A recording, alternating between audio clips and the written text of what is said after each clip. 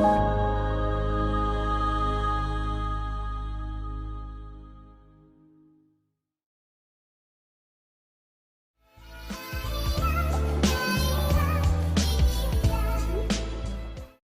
up, House of Hope? It's the Flavor King, guys, and welcome back to another edition of Cooking with Flavor KL. Today, man, I'm on location, and we got our Father's Day special going. We're gonna have a surf and turf. Man, we talking about these thick tomahawk steaks, some fried shrimp, and calamari. Man, y'all ready to cook? Let's go. Hey, guys, welcome back to Cooking with Flavor KL. Like I said, guys, today, we're gonna be taking this thing outside. We grilling. So, all right now, cowboy ribeye. The mammoth. This is about a 3-pound ribeye, about 2 inches thick. Look at the marbling in there. Oh my God, it's gonna be a great piece of meat. Hey, look, so I'm gonna come in, I'm gonna show you how to season this thing. We about to get into it. I love ribeye. Got that old beautiful rib bone right there, and that piece of ribeye. Hit it up with the all-purpose seasoning. I added some garlic powder to the salt and pepper, so that's what we're gonna hit this with. We can be very liberal on this with that, because this piece of meat can stand all of that. Okay, it's a thick piece of meat. And press that seasoning down in there, and the meat will absorb that. Okay, we're gonna get it on the fat cap. We want it all around this meat. Okay. It's gonna be so flavorful. That fat on the meat is just gonna be all that.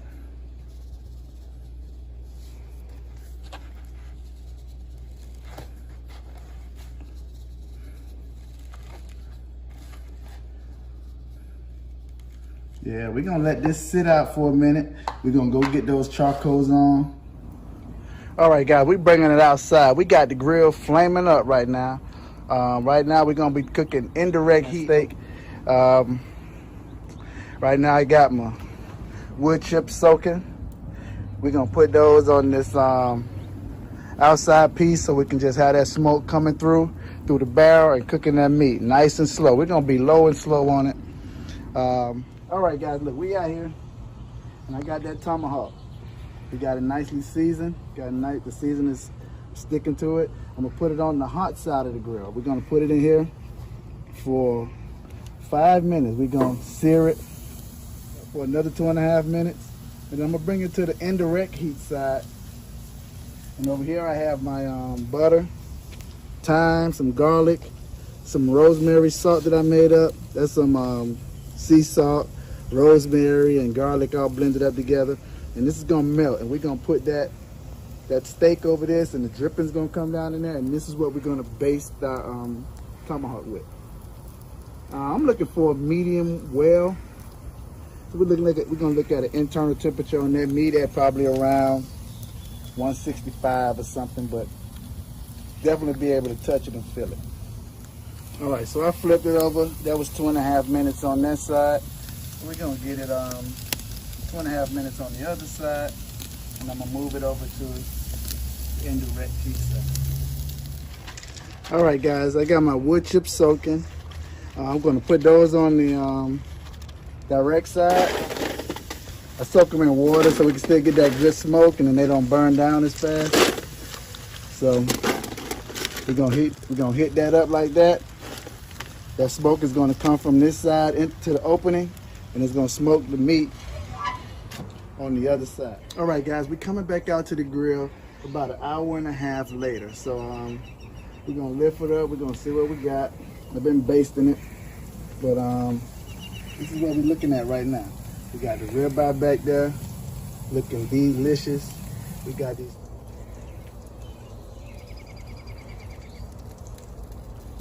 A bit more grill on it. We gave it the smoke. We're gonna try to get the internal temperature in there turned up a little bit, and we're gonna move it back to the indirect heat side. That tomahawk ribeye. Woo! See y'all later. All right, guys, look, I cooked my first ribeye, my tomahawk ribeye. So I'm gonna go ahead. I had it on there for about 5 hours. It's been resting for about 30 minutes. So So we're finna cut it and see what it look like on the inside. That look nice and juicy right there. That looks delicious. And the whole thing about it, man, you gotta have a good knife too. You gotta have a good knife. See how that knife going through that like butter? Oh my God, that's delicious. I'm ready to try that right now. This one, call him a name.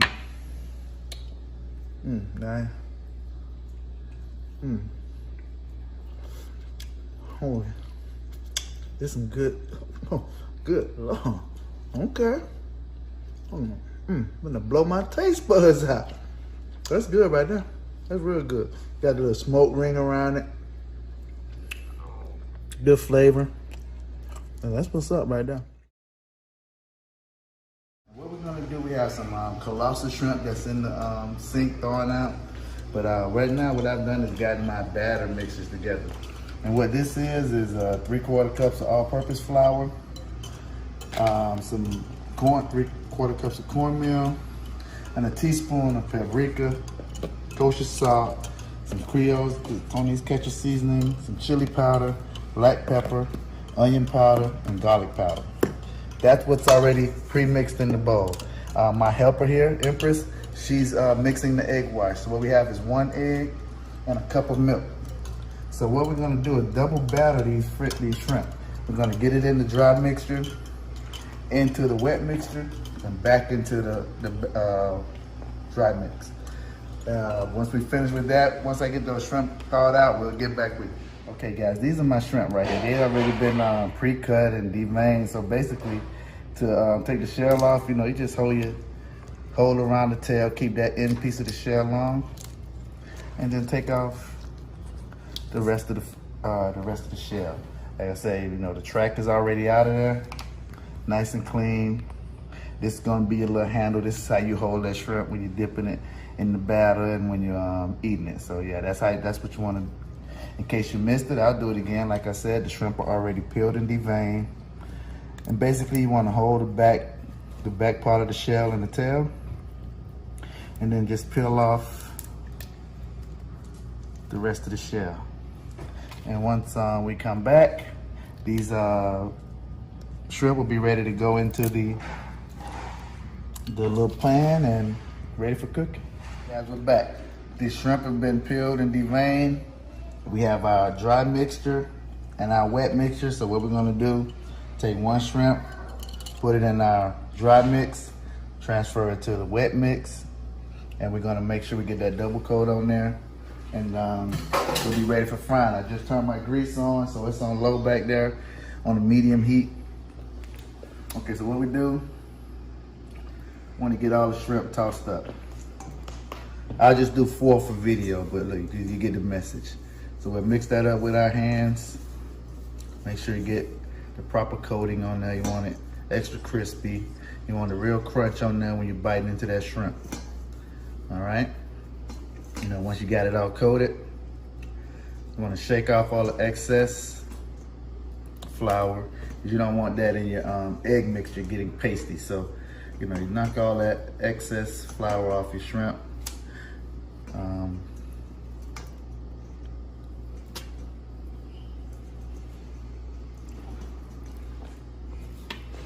Once you got that done, you want to transfer it over to your wet mix. And you just want to make sure that egg and milk mixture covers the shrimp on both sides, get it well incorporated. And then, that's kind of what you're looking for right there. And we'll go back into our dry mix, shaking off all the excess wet mix.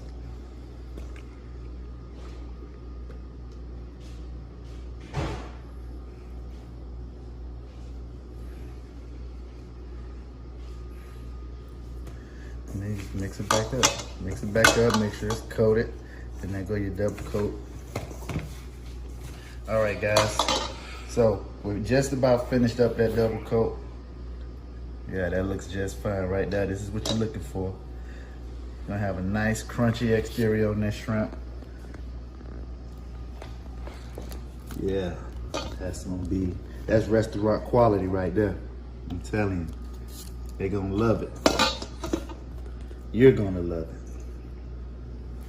So like I said, just for video time, we're gonna try to do about 5 of those, and I'll do the rest of those later once we finish.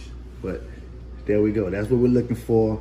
That's your prepared shrimp getting ready for the grease. I probably have about 5 more minutes on the grease, and then we'll be back. You'll see them going in. I think our grease is ready, and we're gonna just touch the shrimp on the oil. You see the bubbles, and you just want to lay it in there. That's how you stop the splash. Make sure the shrimp touch the water. Lay it in. I'm gonna probably only put 3 in this pot because I don't want to overcrowd them, and I want them to be real crispy. So we let them get in there and they cook, and they're gonna cook for about 3 to 4 minutes. You want that shrimp to make a C. You want to make sure those shrimp come into a C. If they close all the way up, that means they've cooked too long. So about 3 minutes cook time, and they'll come out golden brown. I have my little wire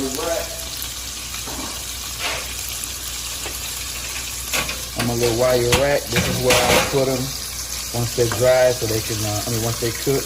As you can see, that's cooking up nice and crispy. Oh my God, they look delicious. Like I told you, man, restaurant quality stuff over here.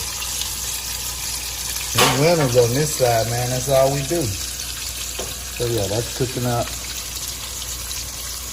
And they coming up real short. Yeah, you definitely don't want to crowd your shrimp. You want them to get that maximum crunch and all of that.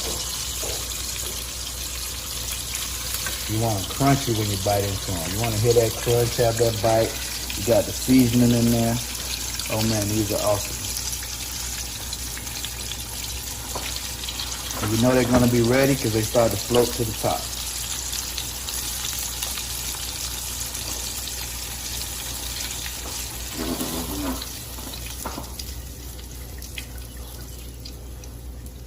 And there they are. That's our first batch right there.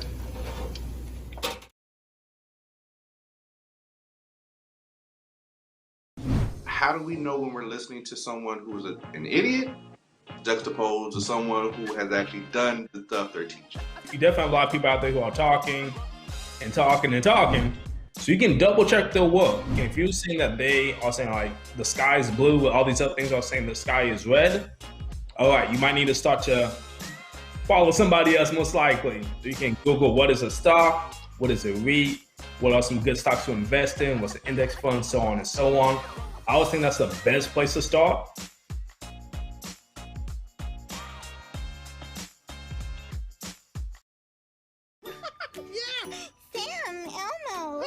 Julia, are you ready to play band with us? I'm gonna play my clarinet. And Elmo's gonna play his drum. Drum loud. Oh, well, you know what to do, Julia. Julia knows.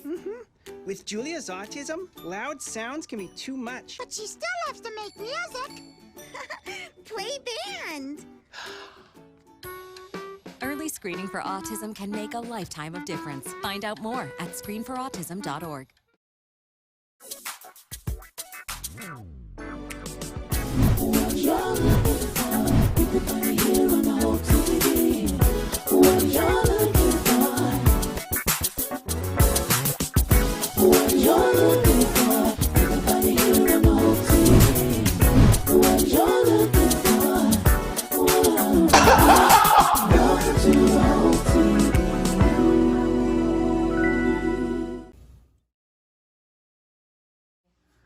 All right, guys, today we're going to be cooking calamari.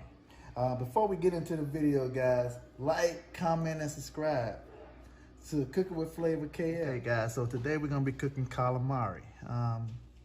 So how you clean this thing? You can't just get it on there and start cutting it and frying it. You got to clean out the inside of the tube. So basically what you do is stick your finger in there and you turn that calamari inside out, right? And then you want to get all of that slime and stuff off of that. See, that's what you need to do before you cook your calamari, okay? You need to clean that all off right there.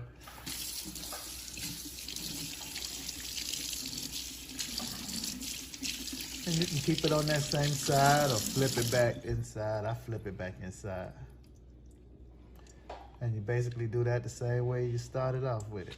All right, here, so look, we got the baby octopus too. We're gonna chop up with these calamari. These not that big.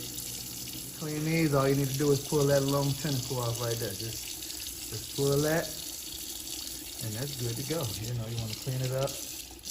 And we'll put it in there with them. You can split this down the middle also. You can just kind of cut it, kind of open it up, but we're gonna leave it like that. That was saw octopus. Baby octopus. Yeah, I told y'all, boy, 2021 cooking with flavor. We're gonna be in there. We're gonna be doing a whole lot of stuff. Okay, guys, so we cleaned our calamari, and what we want to do is just cut like about an inch thickness on that ring. Now this is work a whole lot better if the calamari was slightly frozen, but it wasn't. So I'm gonna work with it, make it do what it do. So we're gonna cut these rings, and then we're gonna soak them in buttermilk for about 30 minutes, so that flour dredge, that mixture of flour and cornstarch can stick to it. Then they're gonna be ready for the fryer. So yeah, and that buttermilk, when you put it in there, that's gonna help tenderize this a lot. So I'm cutting them kind of thin also. So that's gonna help with the chewiness on it. So just make it nice and crispy and ready for you to eat and enjoy. How many people like calamari? You like calamari? Comment. Make comment in there and let me know how you feel about calamari and squid. We about to cook it up today here in the kitchen. Okay. So we got the calamari and squid in the bowl. We're gonna put this up for about 30 minutes and then we'll be back. All right, so look, it's been 30 minutes. Our squid and calamari have been soaking in the buttermilk. I'm gonna add some Old Bay to we have 1 cup of flour and half a cup of cornstarch. I'm gonna add some Old Bay, some black pepper. This is all about 1/3 teaspoon. Garlic powder and onion powder. All right, then we're gonna shake that all up and mix it all up in that dredge. Well, that was a little bit, that's about a half teaspoon right now. So we're gonna shake that up. And this is gonna be the seasoning for our calamari. So probably since you're cooking at home, you wanna probably get that grease up to about 375. So when you put the calamari in there, that's gonna drop the temperature of the oil, and that'll then get it around 350. All right, guys, that's been about 30 seconds. So we're gonna take all the calamari and the squid out. I'm gonna put them in a little sifter right here and let all that buttermilk kind of drain off. And then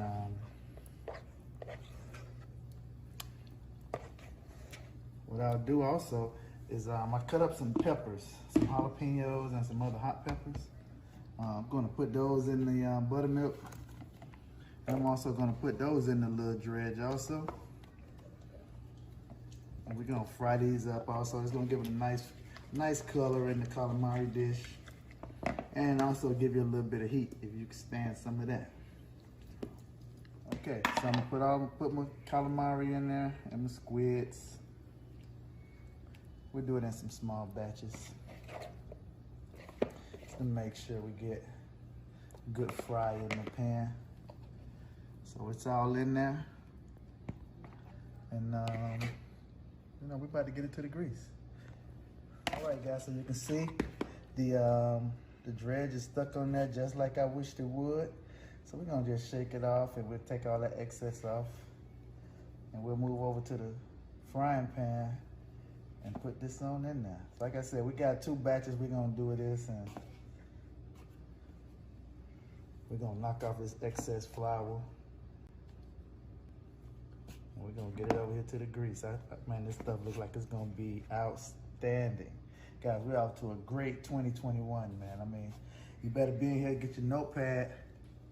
We dropping these little nuggets in here. I'm telling you, 2021, we're gonna be doing a whole lot of stuff. Okay, so there we go. We got the mixtures and stuff going in. These probably take about 3-4 minutes till they're nice and golden brown. That's what you want to hear right there. That's music to my ears.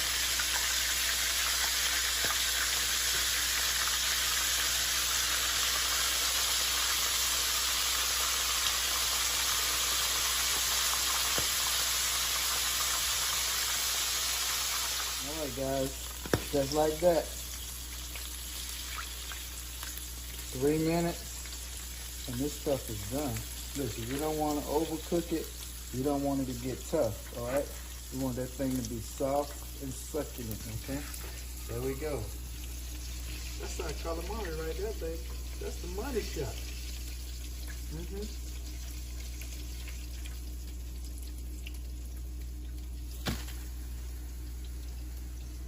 We got one more batch to do, and once you get it in there, you want to hit it with a little bit of salt.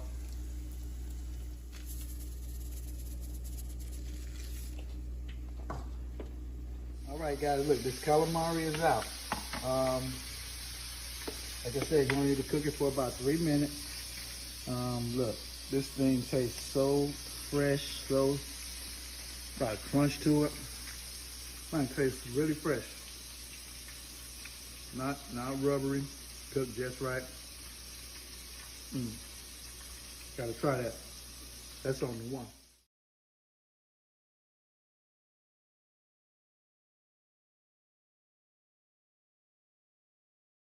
I want you to talk to us about what your experience is like as a millennial in the entertainment industry. I would honestly say that my gender probably played more of a factor than my age did. She's a female, so she probably don't really know, or she probably can't really, and so then they would just write me off. But we got that together.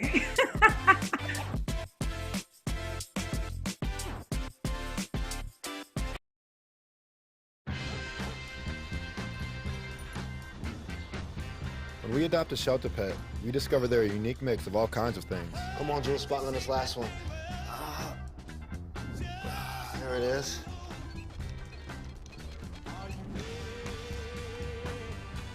Keep going with it. Leo! They're a little bit of a lot of things, but they're all pure love.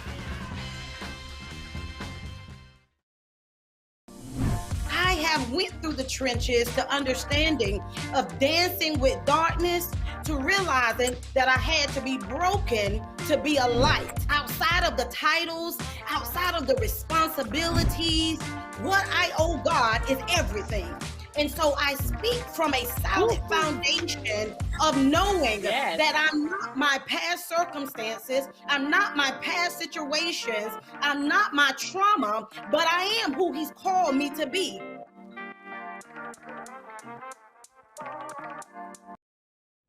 Okay, guys, we're getting ready to put together this banana pudding cupcakes. Here are the ingredients. Got 2 cups of crushed vanilla wafers, banana cream, instant jello, French vanilla cake mix. Got 3 eggs, half a cup of water, half a cup of oil, 3 smashed bananas, 1 tablespoon of all-purpose flour, 4 teaspoons of sugar. For our icing, we have 2 cups of milk, another pack of banana instant pudding, and some Cool Whip. We'll blend that together and make us a banana pudding topping. So yeah, we're about to get started. This is what we're looking like. These are the ingredients. So let's get into it. Let's bake. Okay, here we go. You want to put your box of French vanilla cake mix in your bowl.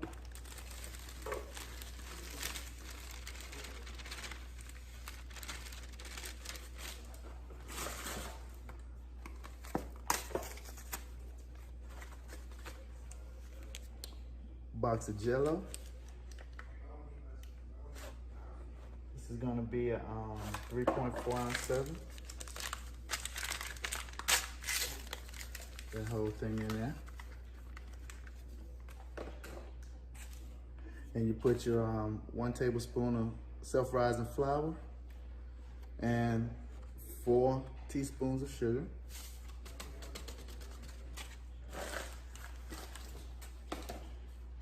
Add your half a cup of vegetable oil,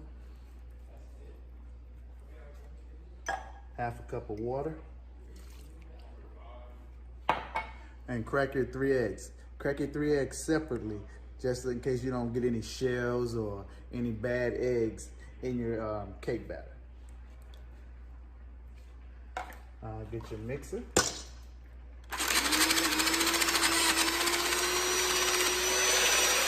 And mix it together. Okay, so this is kind of what your batter will look like. It's kind of thick, but don't worry. Once you add the bananas, the ripened bananas, and it starts to bake, that pie filling is going to add moisture to your cake. So don't worry. This is how you should be looking right now. Then you're going to add in 3 ripened bananas smashed.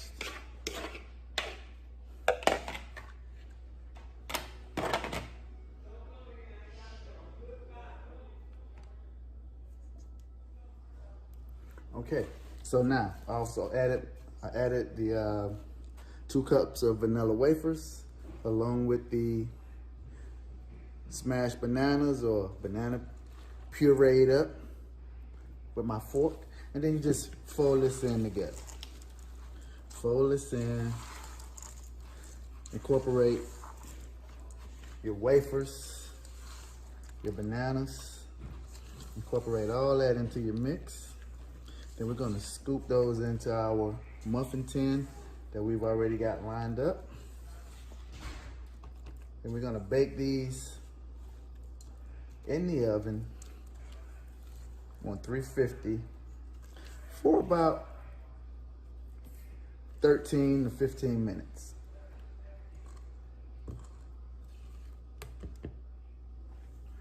Okay. Now these babies will go in the oven on 350 for about 13 to 15 minutes, or until golden brown. You know, each oven cooks differently, so you know your oven, so you gauge it. Okay, guys. So right now we have our other pack of banana instant pudding. We got 2 cups of milk, cold, and 8 ounces of whipped cream. So what we'll do is we'll whip this cream. Now you can do this with a mixer. You can do it with a whisk or a fork or a spoon, however you can get it mixed up. But we're gonna whisk this for about 2 minutes. It'll get a little thick, and then we'll put it in the refrigerator for about 20 minutes. And then once it comes out of the refrigerator, I'm gonna fold in my Cool Whip, with this, and that'll be our icing for the cupcakes. And then I'll garnish it with some more vanilla wafers, either crushed or whole. I'm not sure yet.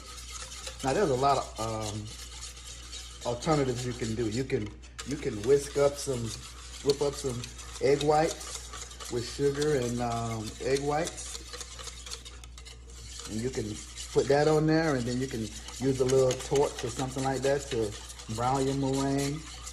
You can use some type of cream cheese icing or buttercream icing, whatever you choose. But today, we're just kind of looking at the home cooks. This is what we're gonna do. So my mixture is thickened a little. So we'll go ahead and put this in the refrigerator for about 25-30 minutes. When it comes out, we'll fold in our whipped cream. Cupcakes are cool, and we'll be back for the icing. Okay, guys, those babies are out of the oven. Here they are. Oh man, it smells like freaking banana bread in here right now. It smells good. So yeah, these came out perfectly. You know, you want to just check for doneness, you know, see if it springs back. Yeah, they good to go. So yeah, that's what they look like. So we'll take these out of the muffin tin, let them cool down, and then I'll be back to show you how to whip up that icing.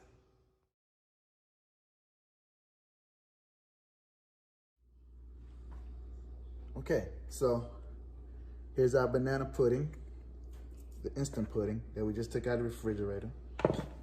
What I'm gonna do is I'm gonna combine this with the Cool Whip, and then we're gonna put it in a piping bag and pipe it on our cupcakes.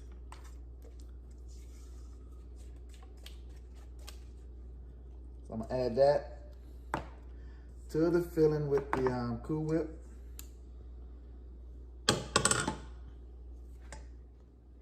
And then I'm gonna add 1 teaspoon of sugar to this.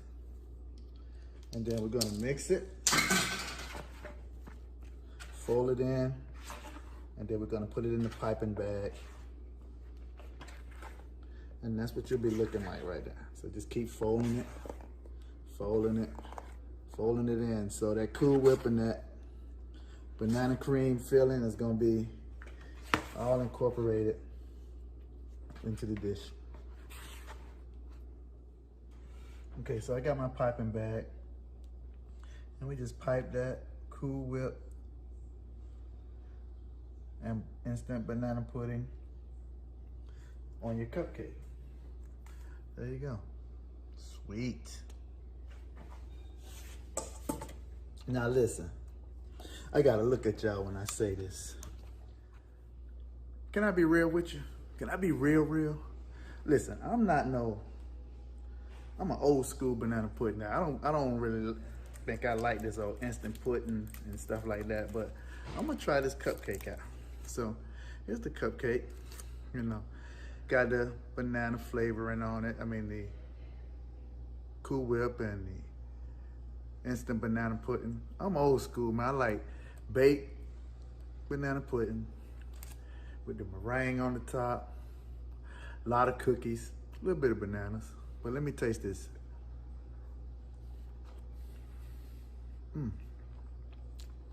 That's pretty good. The icing is cold. The cake is warm, so you got that good contrast right there. It's moist. It's pretty good. I still don't think it's a cupcake, but it's good though. It's good. But if we're talking like banana pudding, I'm old school. Please bake my banana pudding. Don't give me no banana pudding with no instant pudding in it and no chessmen on that. I need vanilla wafers. I need wafers. That's what I need. Don't go messing with that recipe. Okay? Thank you. Ooh, I know those kitchens smelling lovely over there.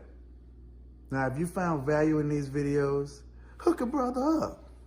Man, look, like, share, and subscribe to Cooking with Flavor KL. And look, I don't want to be alone, so tune in next week. Same place, same time. Until then, just do what you do, but do it with flavor. Peace.